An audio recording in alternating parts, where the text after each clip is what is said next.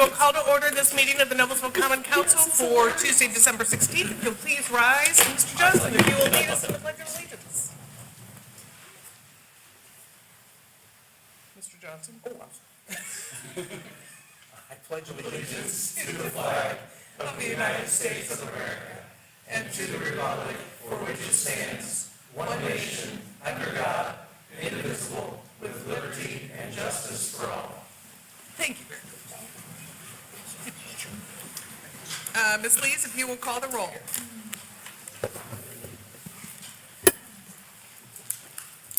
Mr. Boyce. Present. Mr. Davis. Present. Mr. Elliott. Present. Mr. Johnson. Present. Mr. Peterson. Present. Mr. Schwartz. Mr. Smith. Present. Mr. Thurston. Present. Ms. Wiles. Present. Madam President, you have a quorum. We'll move on to the approval of the minutes from our December 2nd work session. So moved. Approved. It's been moved and seconded to approve the minutes from the December 2nd work session. This is a hand vote. All those in favor, raise your right hand. 8-0. Approval of the minutes from December 2nd, 2025. Moved approved. Second. It's been moved and seconded to approve the minutes from December 2nd, 2025. This is a hand vote. All those in favor, raise your right hand. 8-0. Thank you. Approval of the agenda. Madam President, Yes, Mr. Davis. I move to amend the agenda to remove new ordinance for discussion number 39-09-25A. Second. It has been moved and seconded to amend the agenda to remove new ordinance for discussion 32-09-25A. This is a hand vote. All those in favor, raise your right hand. 8-0. I move to approve the agenda as amended. Second. It has been moved and seconded to approve the agenda as amended. This is a hand vote. All those in favor, raise your right hand. 8-0. Petitions or comments by citizens who are present. I do not have any, but if anyone would like to speak, please fill out a slip of paper that's on the desk outside the door and bring it up to the clerk's desk. So we will move on to council committee reports and roads. Mr. Boyce. Thank you. Yes, the Roads Committee met on 12/5 of 2025, and we discussed quite a few things, but it was a little bit shorter actually than usual. I'm just going to go into a few different highlights. Pleasant Street Phase 1 is done, as I think everyone knows. Pleasant Street Phase 2, we had quite a bit of talk about. It is complete other than we were told that it needs some lighting. Mr. Thurston's been approached a few times on that, so we are going to be adding some lighting, especially at Cherry Tree. Cherry Tree, correct. Yes, thank you.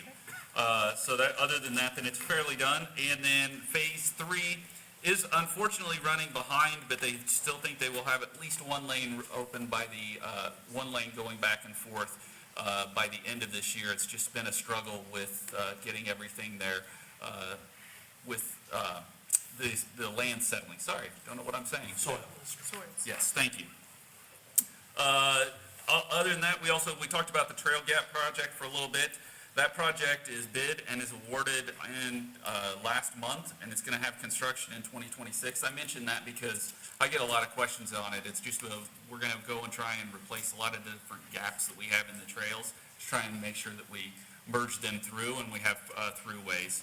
Other than that, then it was kind of more business as usual and just talking about the same ones we've talked, unless Mr. Thurston has anything he would add on to it. And The only thing I would add, Mr. Boyce, is the trail now at 32 at the roundabout is now open. yes, So thank you. that opened, I think, in the last week.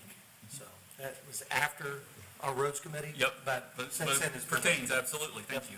Great. Any other questions or comments from the roads committee? Seeing none, we will move on to Mr. Davis to give us the economic development committee report and then the finance committee report. Mr. Davis. Thank you, Madam President. Economic Development Committee met Wednesday, December 3rd. Pete Schwartz, Mark Boyce, Megan Wiles, and myself. Mr. Haberman from the Planning Department displayed a site map of Exit 210 and stated Exit 210 Master Plan and Planning Project partnership with the Hamilton County Tourism. He stated Hamilton County Tourism had funding to be shared with Hamilton County communities. The strategic plan is a strategic plan was in the final steps for updates. Staff were able to review plan and fine-tune for targeted industries. Mr. Murray stated the comprehensive master plan and unified Development Ordinance, UDO, will be updated in 2026. Ms. Sarah Davis discussed several site visits with Noblesville businesses, and the goal was to strengthen connection with 25 site visits in 2025, and that goal was met. The Sister Cities Business Exchange was discussed, and marketing and attraction with our website and social media update. We have reviewed the new brand, All About You, and Ms. Davis stated the brand has been successful. Mr. Haberman reviewed year-end brand strategy and creative development and stated there were several campaigns during the year. That's all I have with the EDC. Any questions of Mr. Davis? Finance. Finance Committee met on December 11th, 2025. Pete Schwartz, Aaron Smith, Todd Thurston, and myself. Holly Ramon went over an ordinance for the amendment of the 2025 salary ordinance. Caitlin Kesner discussed a debt authorization for 2026 citywide capital equipment financing program. And Jeff Spalding discussed authorization via recorded vote only allocation of CVET revenue. We had a fiscal action for appropriation transfer, police department personnel services cost. That was talked to us by Tom McDonald. And Tom also gave us a summary of routine appropriation transfers per RC-1-25, Section 1, Quarter 4, 2025. And Caitlin gave us an update for the summary of appropriation of grant proceeds for RC-2-25, Quarter 4, 2025. That and the claims come to the council with a favorable recommendation. Any questions of Mr. Davis and Finance Committee? Madam President, Mr. Thurston? make a motion to approve the claims as submitted. Second. It has been moved and seconded to approve the claims as submitted. This is a hand vote. All those in favor, raise your right hand. 8-0. Previously discussed ordinances. Council to consider ordinance number 46-12-25, an ordinance for text amendments to section 30 of the Code of Ordinances of the City of Noblesville, Indiana. Mr. Light. Thank you, President Wiles, members of the council, Matt Light, Deputy Mayor. This is the second reading of an ordinance amendment that we presented to you last meeting that would align the maintenance department along with other city departments and having the head of that department be an appointed employee. And probably an overdue update, but it was something that we identified as we were looking at updating our structure and in light of the increasing responsibilities of the maintenance department. Any questions of Mr. Light? Madam President, Mr. Davis? I move to approve ordinance number 46-12-25. Second. It has been moved and seconded to approve ordinance number 46-12-25 as presented. This is a roll call vote. Please. Mr. Boyce? Aye. Mr. Davis? Aye. Mr. Elliott? Aye. Mr. Johnson? Aye. Mr. Peterson? Aye. Mr. Smith? Aye. Mr. Thurston? Aye. Ms. Wiles? Aye. 8 ayes, 0 nay, the ordinance is approved. Thank you. Council to consider ordinance number 47-12-25, an ordinance approving an additional appropriation for investment fees across multiple funds. Mr. McDonald. Thank you, Madam President, members of the council. Tom McDonald, Deputy Financial Officer. So this ordinance would establish the appropriation authority to pay for the brokerage fees that are associated with the city's investment of certain reserve balances. We did not get these fees established in the budget in time when it was adopted, so it was just, reflecting the cost. We can report that the earnings this year are over $1.4 million. That's more than we would have earned just in our checking account. So we are improving the way that we manage the city's resources. We discussed this item at the December 2nd council meeting, and there haven't been any changes since then. Any questions of Mr. McDonald? Those proceeds go back into the general fund? Into the funds in which, there are 6 funds in question here, and the general fund's one of them. That's great, thank you. Okay. Anyone else?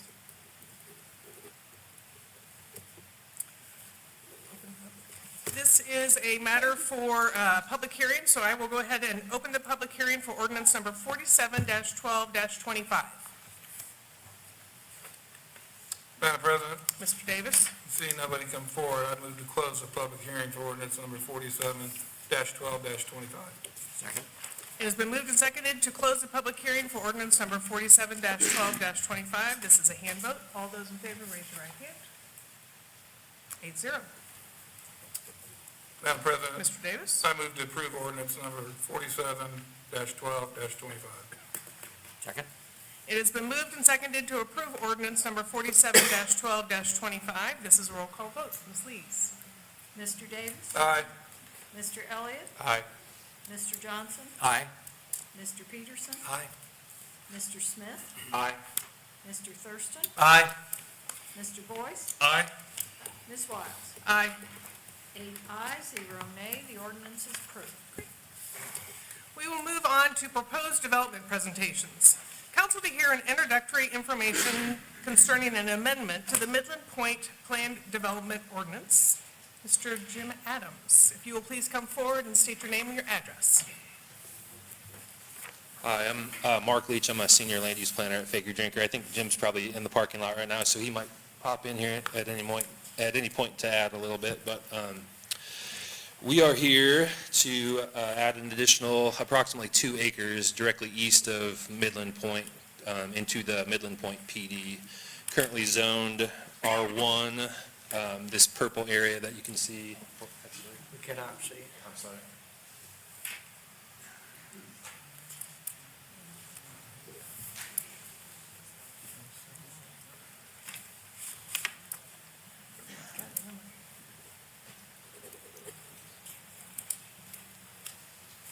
We didn't see it in our packet.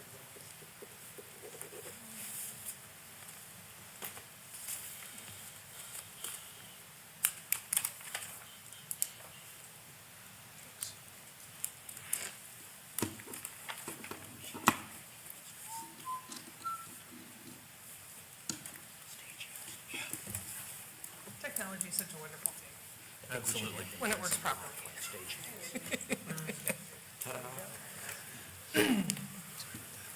Awesome, thank you very much. Thank you, sorry about that. The purple parcel here on the east side of the screen, the right side of the screen, is the currently zoned R1 property, which would be brought into the Midland Point Plan Development and rezoned. Some of it would actually stay R1. The southern part, which is adjacent to the kind of the dark blue R5 portion of Midland Point, the multifamily development going on there doesn't need any additional land, so this southern part of that parcel will remain R1. The northern part of the parcel would be rezoned to planned business, which matches all of the red that you can see there on the site plan, and that would be for the development of an Aldi store. You can see here, this is a good representation. Some of that existing parcel would be dedicated for right-of-way for Westfield Road and also the Midland Point Boulevard, but then the rest of that would be zone planned business, and then the blue square there to the south would stay R1. Here's a site plan which you can kind of see and how the parking lot and the store lays out there in that top right corner of the project area. Here's kind of a zoom in on the site plan just to see the reason for bringing this land into the planned development, just for that extra space for more parking and to complete the building, just to have enough room for that development. And that's all we have for our introduction. If you have any questions or comments or anything, would be glad to try and answer those right now or find out answers before we get to the Plan Commission and come back to you. So anything, I appreciate it. Mr. Johnson? The portion to the south of this that would be impacted by the Aldi? The portion to the south wouldn't be affected by the Aldi, and it would remain zoned low-density residential, but it would be in the planned development. It would be brought in as low-density residential. Other questions or comments? Okay, we'll see you when you come back. Okay, thank you so much. Thank you very Appreciate it. much. Do you want to say anything? There's a lot of traffic up here.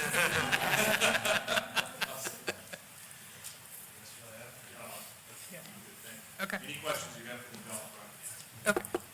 Thanks. I think we're good. Council to hear an introductory information concerning an amendment to the Bending Branch Plan Development Ordinance to add approximately 62 additional acres. You are not Jim Schoonerberg, you're John Dabashewitz. Please state your name and address. Thank you and good evening. John Dabashewitz for the record, with offices at 11350 North Meridian Street. We represent the applicant here, MI Homes. I don't know if, I was told we could pull up from the agenda the presentation slides. Oh, there they are. Great. Good. We've got everything working. With me this evening is Jonathan Isaacs of MI Homes, as well as Jim Schoeneber, an attorney with our office. As noted, MI has filed an application for rezone and plan development amendment approval for a for-sale, single-family detached residential development that will be added to the recently approved Bending Branch. It was heard by and approved by council back on June 10th earlier this year. The exhibit is the site location map. The area that's the subject of the amendment includes 3 parcels, and it consists of approximately 62 acres, which are located on the north side of 191st Street and west of Moontown Road and the existing Bending Branch. So if you look on the map on the screen, you can see that area in orange. That's the subject area that we're adding to Bending Branch. Bending Branch is the residual that is not shaded, that's outlined in yellow, and that encompasses approximately 99 acres. So that in total, that the overall site will be about 160 acres in size. The site boasts a rolling terrain, tree preservation, and stream corridor along its north perimeter. Surrounding properties to the south include the Pebblebrook Golf Course, and the Albany Ridge at Connor Crossing subdivision is to our east. So I don't know if we can point it out on here. That cursor's kind of small, but the subdivision here to our east, the part of Connor Crossing.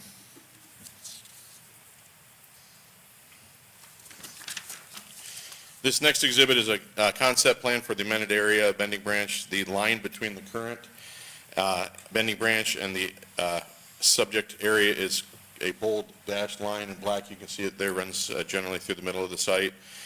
The layout of the streets and home sites are in response to the site topography and internal street connectivity between the neighborhoods, where there are 3 locations that are attachments to. You can see a stub street within the existing Bending Branch, both on the northern area and the southern area, as well as a connection at the far southeast corner over to the existing developed neighborhood to our east.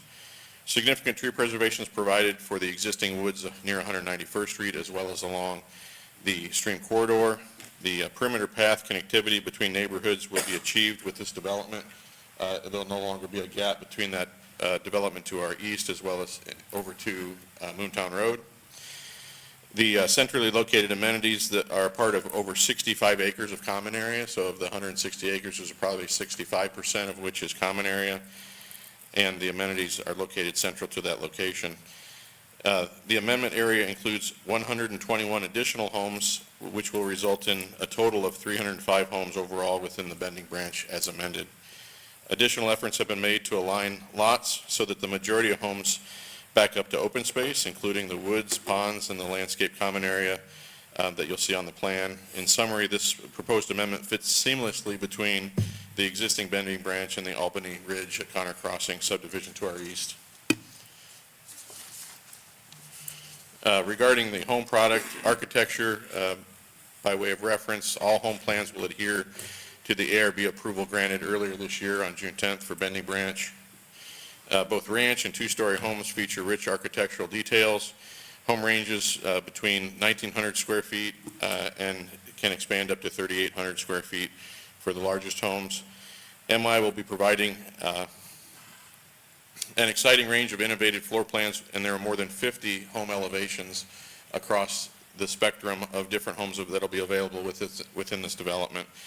Prices for homes are anticipated to range between the mid-400s up to the 700s when all the elements that a buyer would select are incorporated into the home plans.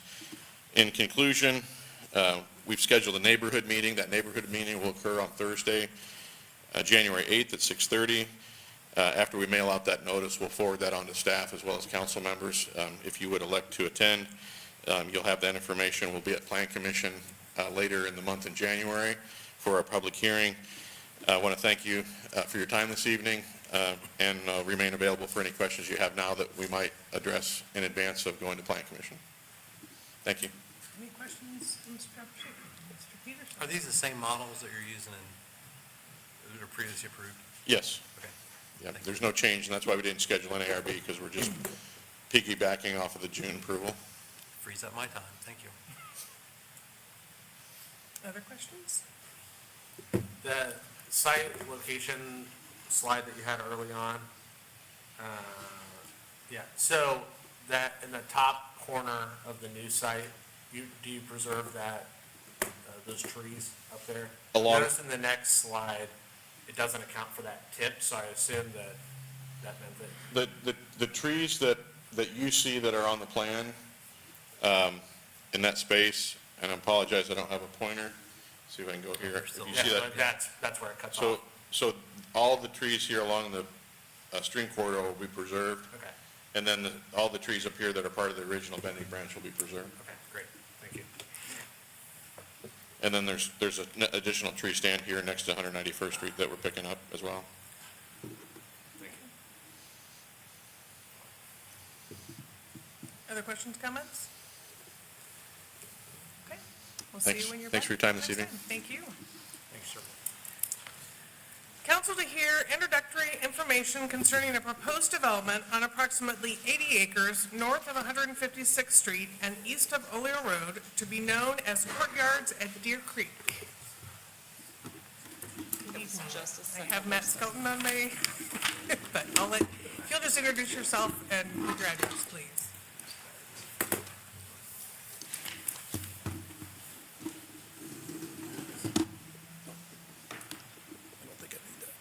No. It was plugged into the other one. It's power. Okay. Fair.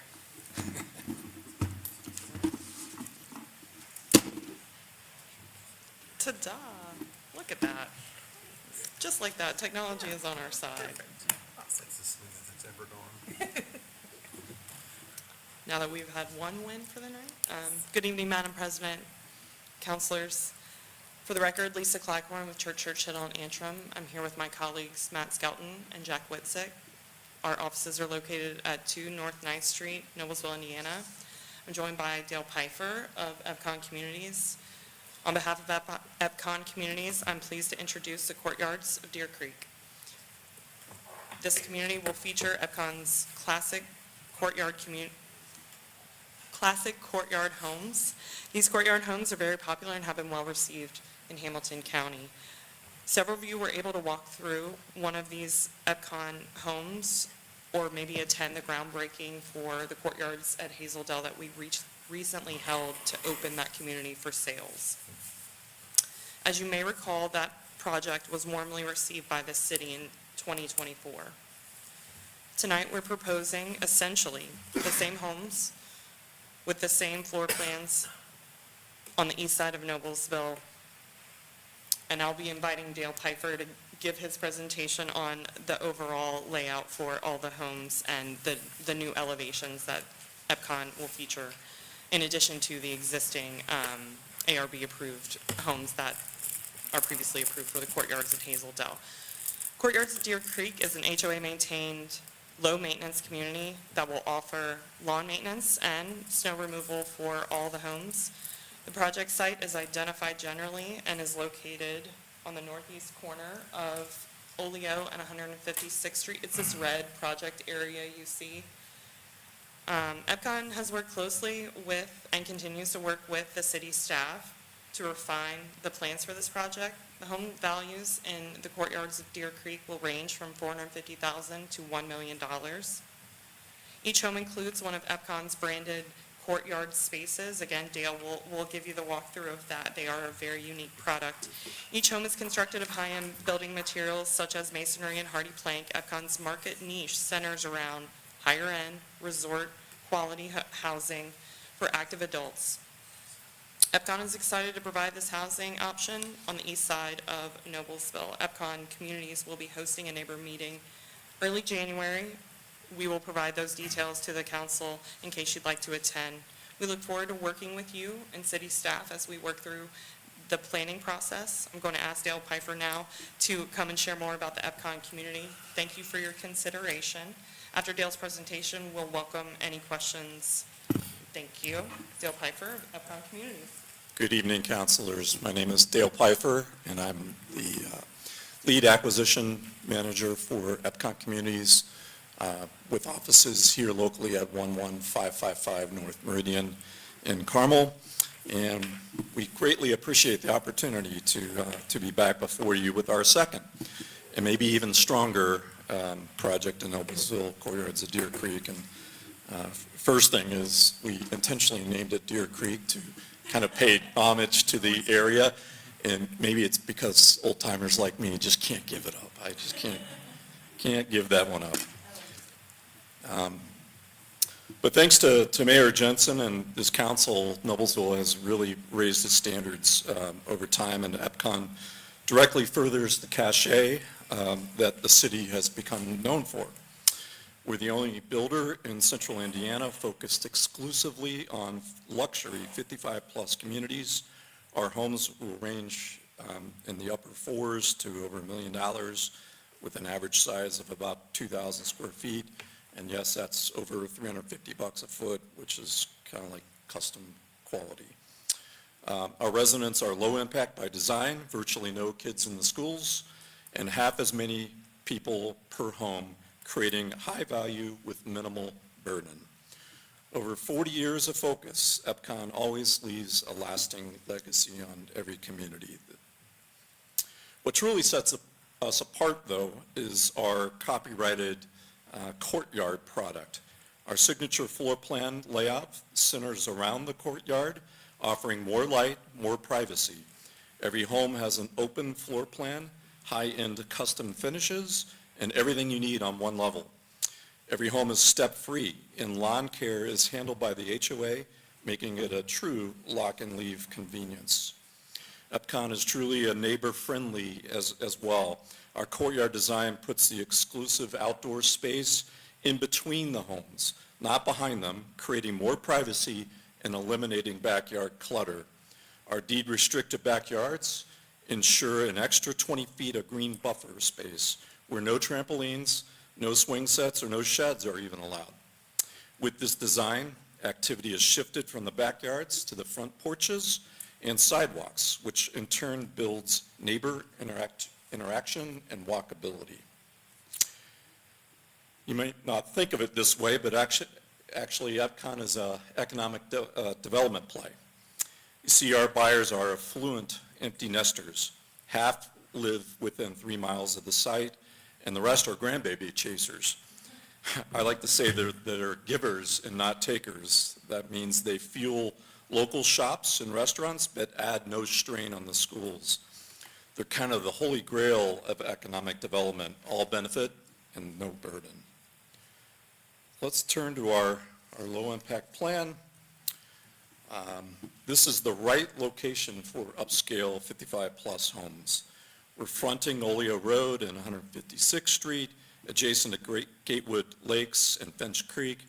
This site actually anchors a prime residential corner of the corridor and reflects Noblesville's thoughtful planning. You've approved volume builders here, and more are coming. They set the floor, but EPCON is really different. We kind of raise the bar with custom-like architecture and creating greater privacy and with higher-end homes. One key difference for this project versus our Hazeldale is that we're introducing our farmhouse series. And this is EPCON's premier elevation and represents the highest architectural standard in our portfolio. With all black windows and clean, modern detailing, this is deliberate and more costly design choice that fits the character and expectations of this corridor. Our plan is truly rooted in traditional neighborhood design. That means it's compact, its clustered form is intentional, creating walkability, front porches, and shared spaces that foster real connection. If you take a look at the site itself, the Sand Creek really dictates the site. It cuts right through the middle of our site. But rather than piping it or forcing it into a rigid grid, we preserve it. We transform this floodplain, this wide floodplain area, which is farmland now, into a permanent green space amenity. And that really drives the layout. With our product, straight streets are not a preference, they are a necessity, allowing our courtyard homes to function in this plan at just 2.1 homes per acre. It's the lowest density we've ever built. Take a look at the Sand Creek corridor itself, and you see that it creates this dramatic key corner with a long open view look across Sand Creek from the roundabout, framed by ponds and an entry anchored by the clubhouse. This is not a typical subdivision plan for us. It turns a constraint into a defining asset for the entire area. Just real quickly, here's our buffer plan. Every blue perimeter line you see is a 50-foot wide buffer yard. Those buffers feature landscape berms layered with fencing, evergreens, and shrubs for year-round screening. But keep in mind that these are connected courtyard homes, and you can kind of see them at the back end of them in the lower right-hand corner, that everything is internal. Everything is behind the courtyard fences. So driving along 156th Street, neighbors will only see the upper architectural elements of our 1.5-story ranch homes. Again, no playgrounds, no backyard activity, you won't see it. So the result is a highly buffered, low-impact edge. In terms of trail connectivity, we already provide a perimeter frontage trail on our frontage, but connecting the community kind of presented a challenge for us. So a driveway connection was not feasible given the site constraints and going over Sand Creek. Rather than forcing a road, we extended a pedestrian trail over an existing farm crossing. So we got a little creative there, and it now provides a safe connectivity with minimal environmental impact.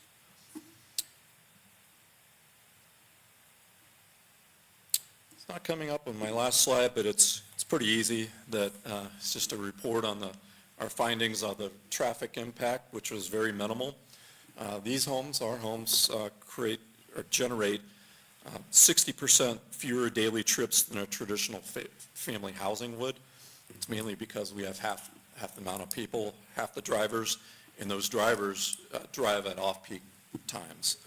So this is another example of high value and low impact growth. So I will leave it at that, but I hope you'll agree that EPCON, represents the best outcome for this site. In summary, it's the right product and the right location at the right standard for Noblesville, and Courtyards of Deer Creek completes the Oleo Road corridor and respects its natural features and elevates the neighborhood. And we respectfully ask for your support going forward, and we'll take some questions now. Thank you very much. Questions or comments? Yep, Mr. Elliott. Can you share with us how sales are going at Courtyards of Hazeldale? Sure, I can't. We just got started, but it's been rampant so far. I think we've already sold out 15 homes, I want to say, of the 111. And so that's a pretty good start this time of year and considering all factors. One thing about EPCON is we're not dependent upon low interest rates as other home builders are. Most of our buyers, over half, are cash buyers, and time is not on their side. So people like me that are age qualified, time is not on my side. So when they make a decision to move, they move, and so we're not expecting any pullback in market. Sure. Can you speak to me about the attraction for this new community versus Courtyards of Hazeldale. I would say that Courtyards of Hazeldale is a little bit more developed at this point. You have direct access to Midland Trace Trail. This is a bit further out, I would say. So can you speak to me about Sure, that? this is probably a little edgy for us. Typically, we like to be in infill sites, but we looked at what Noblesville's created here and just we're blown away with the activity. And, the fact that Del Webb is there, we love being next to Del Webb, quite frankly. We're next to Del Webb and other markets, including Westfield.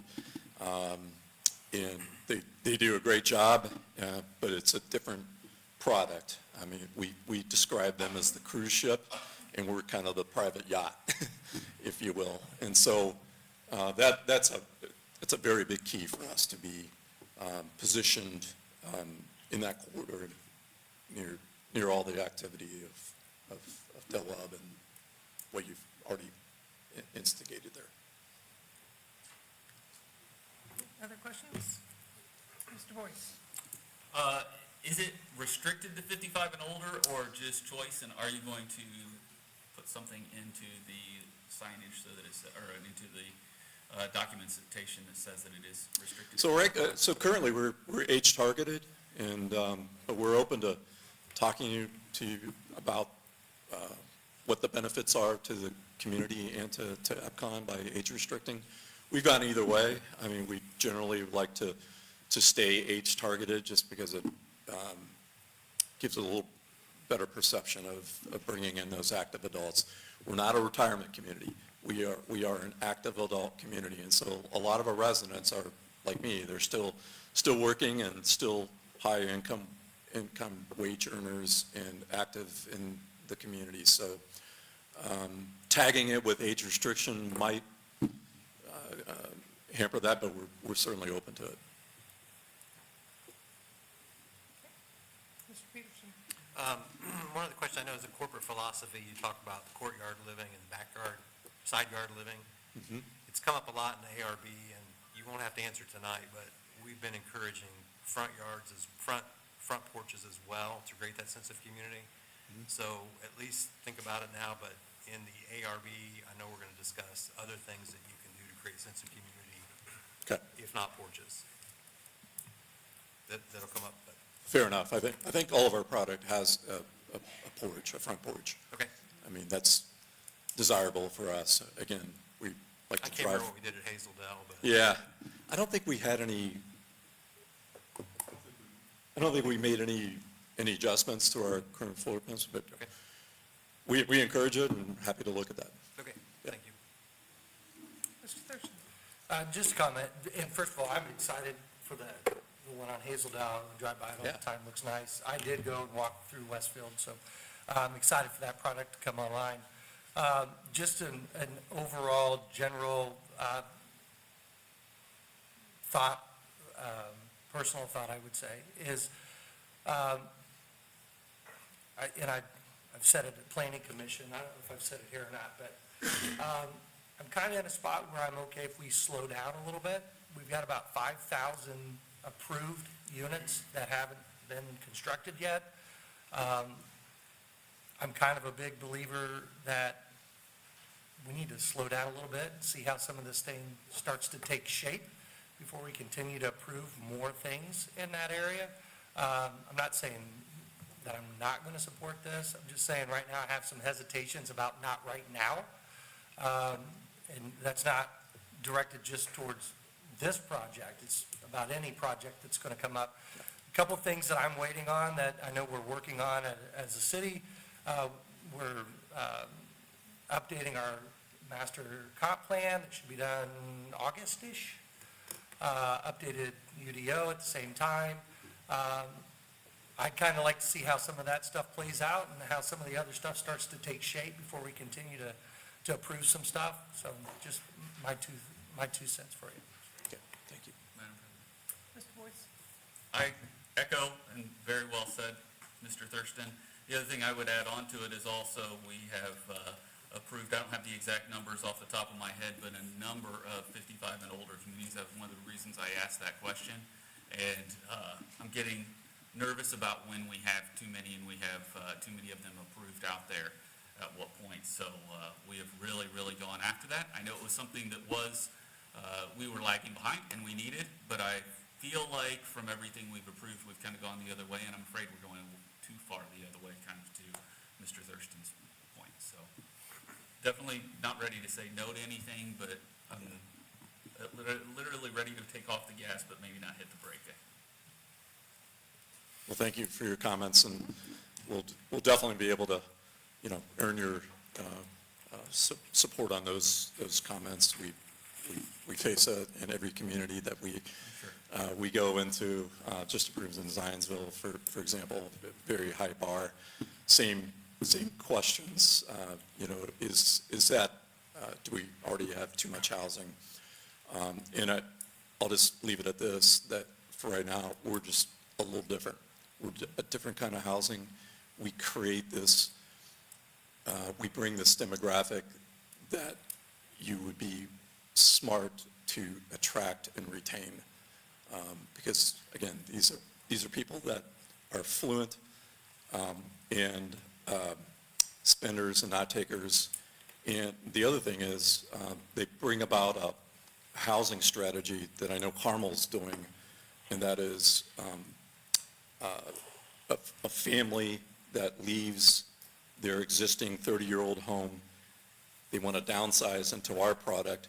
It opens up another house, an existing house for a new family to move in without having to approve new family homes. And so that's something to think about and consider. We'll talk to you more about that.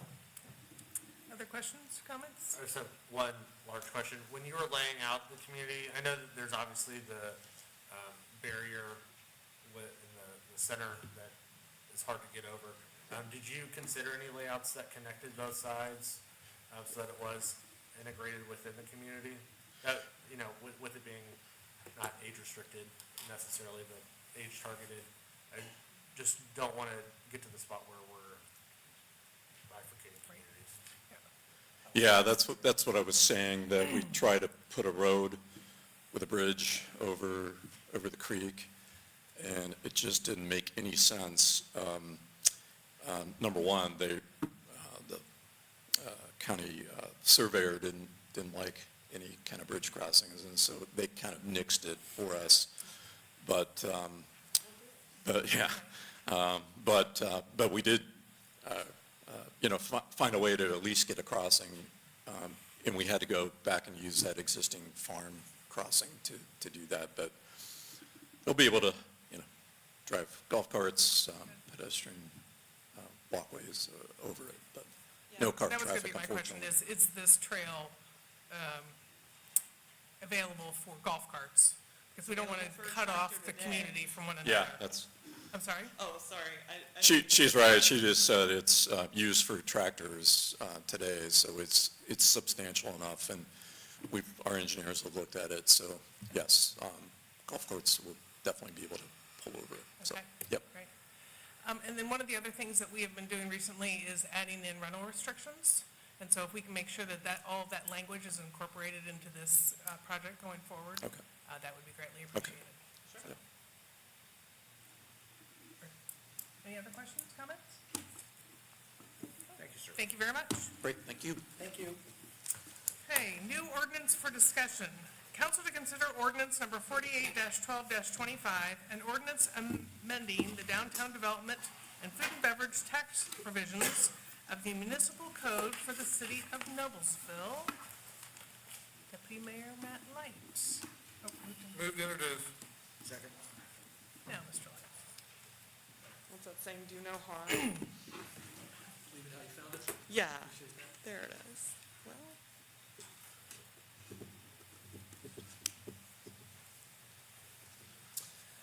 Thank you, President Wiles, members of the council, Matt Light, Deputy Mayor. This is an ordinance to effectively align some local, this is an ordinance amendment proposal to align some local ordinances with state legislation change. So in the past legislative session, there was a bill that was focused on food and beverage tax revenues, and the goal was essentially to have a better eye on kind of how those are being used at local levels. And so what the bill required, House Bill 1427, was to keep FAB revenues by themselves, so not to mix those with other revenue streams and not to have other revenues added into a food and beverage tax fund. So what we're doing here, the main thing in the ordinance that we're changing to align with that state change is with respect to the Downtown Development Fund. As you know, in recent years, we've had the first 500,000 of food and beverage tax revenues, and we've generally received around $3 million per year, but we've had the first 500,000 go into the Downtown Development Fund for use for priorities identified by the Downtown Development Committee. So this would remove that provision and keep all the FAB revenues by themselves. We previewed this when we talked about the financing for Embrace Downtown, which will be done using the FAB fund and the revenues directly from that fund. So that's the main thing that's done with this ordinance change. If the council is so inclined, I would request approval on first reading so that that ordinance is not operative on January 1st, which would otherwise direct the first dollars into the Downtown Development Fund. So we'd be happy to answer any questions. Ask that question if you wanted. I assumed you did. Other Madam questions? President, Yes, Mr. Boyce. we can have further discussion afterwards, but might as well, I would make the motion that we suspend the rules and pass this ordinance on first discussion. Second? It's been moved and seconded to amend the rule, or suspend the rules and pass this on first reading. This is a hand vote. All those in favor, raise your right hand. 8-0. Any other questions or comments from Mr. Light? Madam President, Yes, Mr. Davis. I move to approve ordinance number 48-12-25. Second? It has been moved and seconded to approve ordinance number 48-12-25. This is a roll call vote. Ms. Lees. Mr. Elliott? Aye. Mr. Johnson? Aye. Mr. Peterson? Aye. Mr. Smith? Aye. Mr. Thurston? Aye. Mr. Boyce? Aye. Mr. Davis? Aye. Ms. Wiles? Aye. 8 ayes, 0 nay, the ordinance is approved. Council to consider transfer TA-07-25, an appropriation transfer within the Park Fund to support park program expenditures. Mr. McDonald. Thank you. Again, for the record, Tom McDonald, Deputy Financial Officer. As far as appropriation transfers go, this is probably one of the more complex ones that we bring to you, and that's mostly because of the work that goes in behind it. This deals with the way that the Parks Department is funded. So the department's operations, maintenance, and capital spending is budgeted largely within the Park Fund, which receives revenue from property taxes. Recreation program revenue is separately budgeted with the revenue generated by those activities. Sometimes recreation activities are not self-supportive. One of the examples is the ice rink at Federal Hill Commons.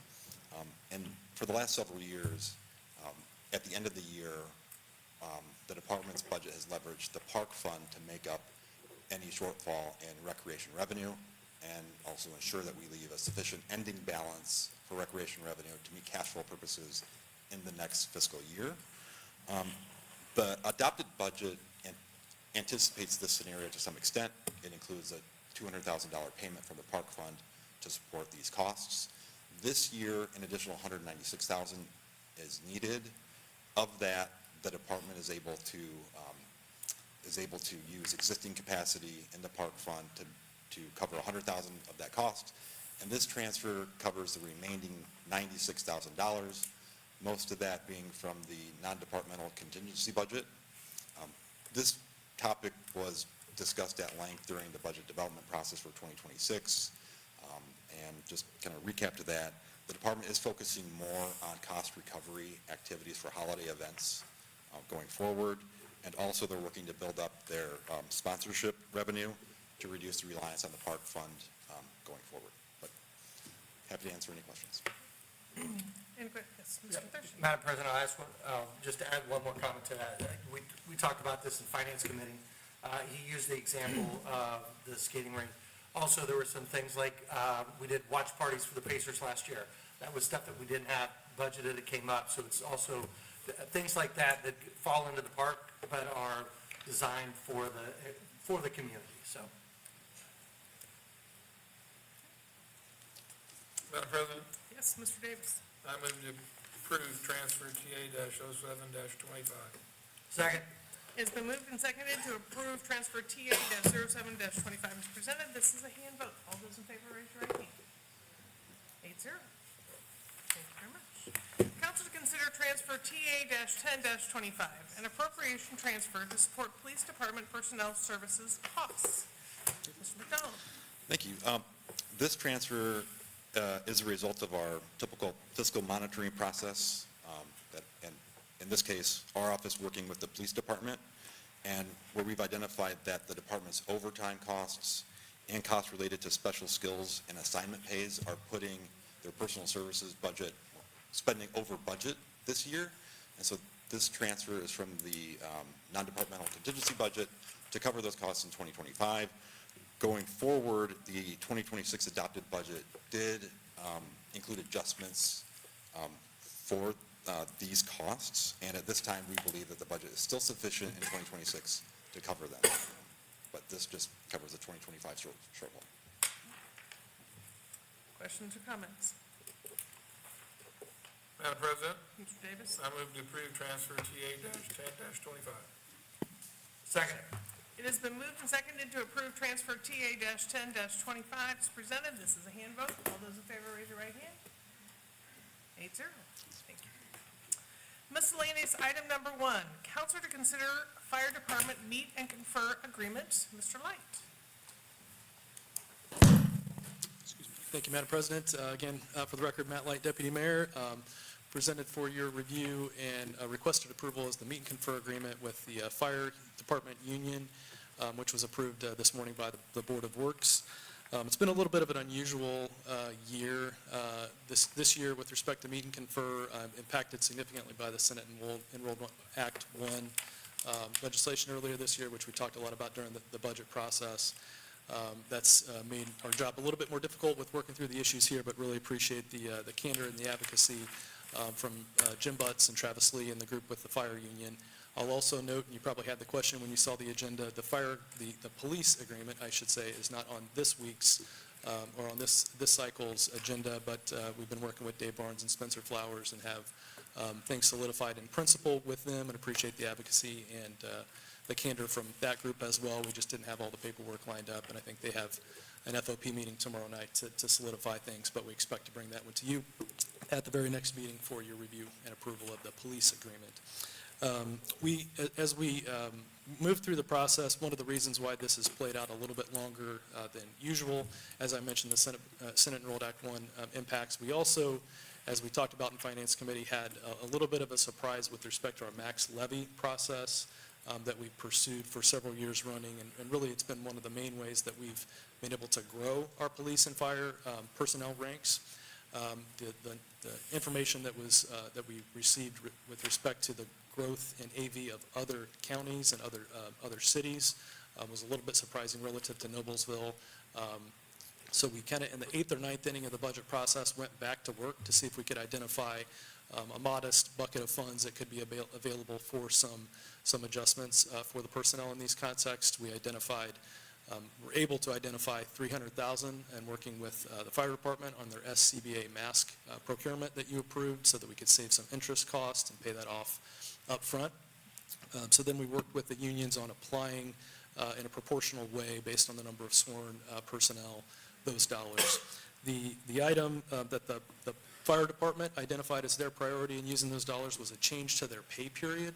So they are currently on a 28-day pay period for their sworn shift firefighters. Depending on how you fall on your calendar, you can work 4, 5, or 6 shifts within that time frame, so it leads to some ebbs and flows on paychecks. So it's been something that they've identified over the years as something they'd like to address and change to a pay period that's shorter, that provides for some more smoothing, if you will, and more predictability from a budget perspective. So this changes, the main change in this agreement is to a 14-day pay period.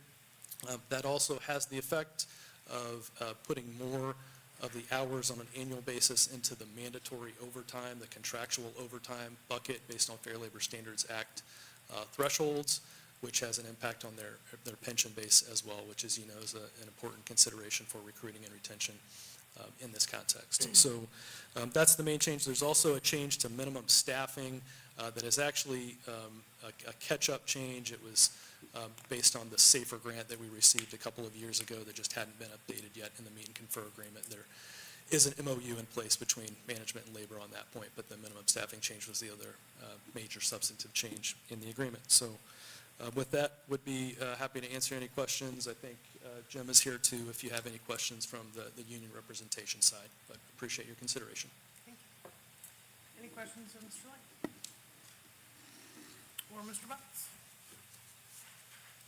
No question, but just thanks for the amount of work that went into this. I know that it takes a lot on all sides to find an agreement that works for everybody. It's been a challenge. Especially in a challenging year. It's been a challenge. Good team effort. Yeah, thank you. Madam President, Mr. Davis? I move to approve the 2026 meet and confer agreement with IAFF Local 4416. Second. It has been moved and seconded to approve the 2026 meet and confer agreement with IAFF Local 4416. This is a hand vote. All those in favor, raise your right hand. 8-0. Thank you very much. Council to consider Resolution RC-44-25, a resolution authorizing the City of Noblesville to enter into the 2026 Capital Equipment Lease Purchase Financing Agreement. Caitlin Kesner, good evening. Good evening. I'm Caitlin Kestner, Deputy Controller. Before you is a resolution authorizing borrowing of a capital equipment lease, which we will close on in early January of 2026. As part of the annual budgeting process, departments request to purchase capital equipment, which is financed over a 5-year period through this lease. This year, equipment requests totaled $2.7 million. Through the Indiana Bond Bank, we received proposals from multiple banks, of which Key Government Finance was the lowest at 3.62%. We previously worked with them on our annual leases in 2021 and in 2022. I'd be happy to answer any questions. Any questions of Ms. Kesner? I would just add a comment, Madam President. We did talk about this again extensively in Finance Committee. So. Madam President, Mr. Davis? I move to approve Resolution RC-44-25. Second. It has been moved and seconded to approve Resolution RC-44-25 as presented. This is a hand vote. All those in favor, raise your right hand. 8-0. Madam President, Yes. just thank you very much for everybody Thank you. keeping us safe over the holidays. Have a great holiday. Thanks for coming in tonight. Sorry, That's all right. thought we all needed to acknowledge them as they were leaving, so. Get their money and run. Yeah, we gotta get their money in They front. could hang out for the rest of the meeting. That's right. Council to consider approval of a process change for the left yet. CVET. Right, you guys are still here. Thank Yeah, you very much. absolutely. Well, they want a personal thank you. Let's get back to the agenda, please. Council to consider approval of a process change for the CVET distribution. And I think that this was something that was discussed at Finance. Just for the record, CVET is Commercial Vehicle Excise Tax, in case anybody's wondering. Thank you very much. Yes. You're welcome. Yes. So the recommendation for Finance is that we approve this Correct. recommendation. It's about $36,000 a year. Correct? Sorry, I was told to just be It's here if okay. there were questions. That's all right. You ain't sitting down yet. Madam President, Mr. Davis? I move to approve the CVET distribution in the Motor Vehicle Highway Fund. Second. It has been moved and seconded to approve the depositing of the CVET distribution in the Motor Vehicle Highway Fund. This is a hand vote. All those in favor, raise your right hand. 8-0. Thank you very much. Council to receive a summary of appropriation of fourth quarter grant proceeds pursuant to Resolution RC-2-25. We have received that report, so thank you very much.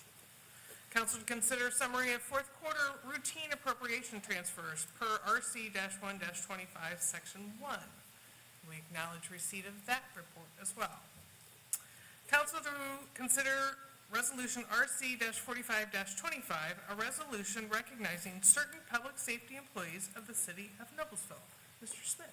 Absolutely, thank you. We'll approve both these together, 6 and 7. But every year we recognize the public safety officials and those on civil city side that have given a significant amount of time to the city.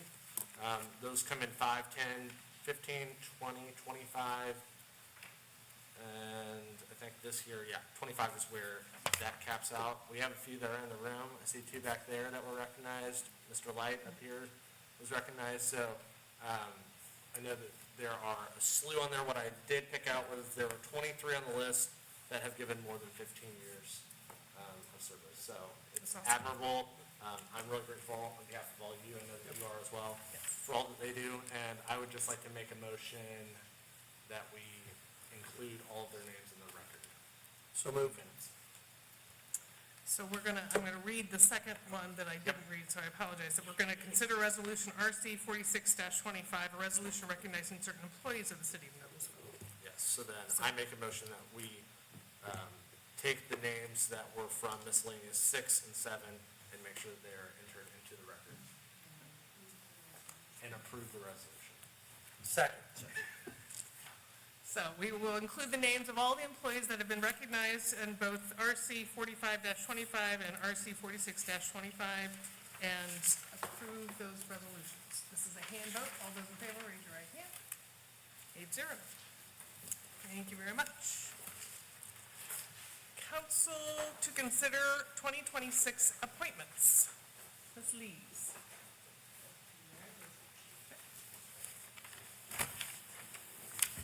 Good evening. Before you, there are a few changes to the memo you received. Darren Peterson is already on the audit committee, so we need to find a new appointee. There was a little confusion about that. We are pending another appointment to the tree board because Jennifer Roberts, while everyone loved her and she loved it, members of the tree board are restricted to 2 consecutive terms, and she has served those. So I would ask if you would approve the appointment of the others that are listed here, and happy to answer any questions. So then when we do have an appointment to the tree board, that would come back to. Correct. And as well as the audit committee. I move to approve the 2026 appointments as presented. Second. It has been moved and seconded to approve the 2026 appointments as presented. This is a hand vote. All those in favor, raise your right hand. Thank you very much. Okay. We will move on to electing the officers for 2026. Mr. Peterson, Mr. Davis and I met and talked through identifying officers for 2026. And the motion is to recommend that Mike Davis serve as council president, Mr. Smith to serve as vice president, and I will serve as past president for 2026. Madam Current President, Yes. just for the record, we will ratify this again in January. The purpose of this is because your January meeting is so late, this allows the council to at least have some organization prior to having that meeting. So just for the record, it's a little different than we've done in the past, but this will allow you to get some work done. And then as soon as you make this decision, then the committees can also be announced next so that the council knows how to organize prior to that first January meeting. And these offices would take effect as of January 1st, 2026. So I made that nomination. I would move to approve the nominations as read. Second. It has been moved and seconded to approve the nominations of Mike Davis, president, Aaron Smith as vice president, Megan Wiles as past president. All those in favor, raise your right hand. 8-0. Thank you very much. Mr. Davis, would you like to talk about council committees? Yes, 2026 Noblesville Common Council Committees, the sheet is in front of you. Everybody has their spots. Any questions, please let me know. So one of the things that I'll just jump in here is that we did talk about changing the name of the Downtown District Committee to more closely reflect the activities, so including the Parks Department. So we've come up with PACE, so Parks, Arts, and Community Engagement. So that, from now on, that will be the PACE committee. And then the Economic Development Committee will also include a report from the Planning Department. So they're going to come up with a new name for that potentially, so. And Mr. Johnson is going to take the role on Planning Commission, My understanding? and Mr. Peterson on Cultural Arts, and Mr. Peterson, Mr. Thurston on the ARB. Thank you. Any questions? Okay. Nope. All right, we have come to the end of our agenda. Time for council comments. Mr. Boyce. Since I did not recognize them earlier, I would like to recognize our law enforcement officials in the audience and thank them for coming. I wonder if the chairs are that much more comfortable on this side, and that's why all the fire was like all on this side, and you guys are on this side, or what? And I also, since we recognize people who had multiple years with the city, I think that we should recognize Mr. Air came in, because he had something like 45, 46 years with the city, I think, something like that, at least it seemed like, so thank you very much for his service also. The record should note he was significantly late.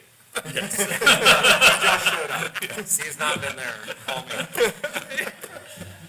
I won't add on like normal. Though. Yeah. Madam President? Yes, Just a quick thank you to the street department too. It's so fun to be out and about, and I was in Marion County the other day, and my dentist said, oh yeah, of course the roads were good in Hamilton County. It's, you're in Noblesville, right? So that's a testament, I think, to all of our public workers, and just wanted to thank them and wish everybody a Merry Christmas. I will follow up on that comment that there are several residents who still have a big pile of leaves in front of their home, and because of this early snow, the street department will go back to leaf collection once the snow goes away. They can, but they have to trade out the snow blades for the leaf collectors and all that. So, but they will be coming back to that. So. They're going to plow them into your front yard first. Yes, right. They were vacuuming leaves out of the snow in Wellington Northeast this afternoon. Wonderful, perfect. I have Mr. Smith. one more point. I was really grateful for both police and fire who showed up on Saturday to put out that fire downtown Noblesville. Yes. I think it shed a light on how bad that could have been if we did not have a speedy response.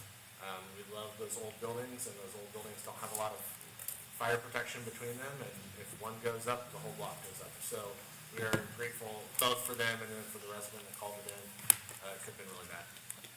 Appreciate you guys getting there first. Yes.